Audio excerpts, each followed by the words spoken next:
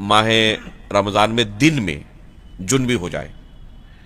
احتلام آ جائے، تو اس سے روزہ نہیں ٹوٹتا ہے۔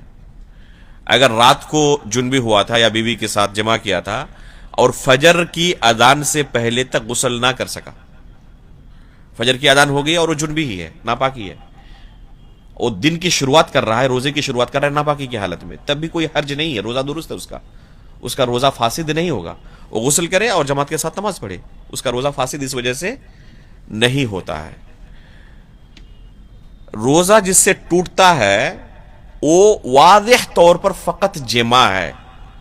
جمع سے ہی روزہ ٹوٹتا ہے، اس کے علاوہ بیوی کے ساتھ بوس و کنار کی وجہ سے، مباشرت کی وجہ سے بھی روزہ نہیں ٹوٹتا ہے۔ البتہ اس سے اللہ کے رسول نے بعض لوگوں کو منع کیا ہے اور بعض لوگوں کو اجازت دی ہے۔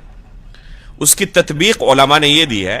کہ اگر کوئی شخص جوان ہو اور ڈر ہو کہ اس وجہ سے بوس و کنار اور مباشرت کی وجہ سے جمع کے اندر مبتلا ہو سکتا ہے، تو ایسے لوگوں کو روکا ہے، اس سے دور رہے تاکہ وہ محظور کے اندر، حرام کام کے اندر مبتلا نہ ہو جائے۔ لیکن اگر کسی کا اپنے نفس پر کنٹرول ہو، جیسے کہ اللہ کے رسول صلی اللہ علیہ وسلم کا اپنے نفس پر کنٹرول تھا، اما عائشہ رضی اللہ تعالیٰ عنہ فرماتی ہیں کہ اللہ کے رسول اپنی ازواج سے بوس و کنار کرتے تھے، مباشرت کرتے تھے، لیکن ان سے زیادہ کسے اپنے نفس پر کنٹرول ہو سکتا ہے؟ تو اگر کنٹرول کسی کو ہو تو وہ جائز ہے، اس کے لیے حرام نہیں ہے۔ اس وجہ سے اگر، یعنی جماع کی وجہ سے نہیں، بوس و کنار کی وجہ سے یا مباشرت کی وجہ سے اگر منی کا خروج ہو جائے تو کیا اس سے روزہ ٹوٹ جائے گا یا روزہ نہیں ٹوٹے گا؟ یہ ایک مختلف فی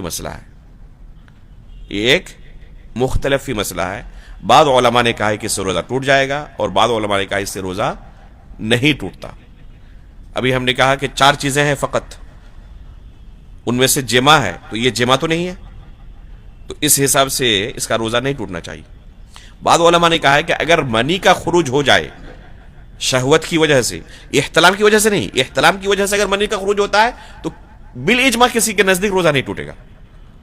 حالانکہ بہت سارے لوگ اس شبہے کے اندر رہتے ہیں کہ احتلام ہو گیا ہے تو شاید آج میرا روزہ ہی درست نہ ہو،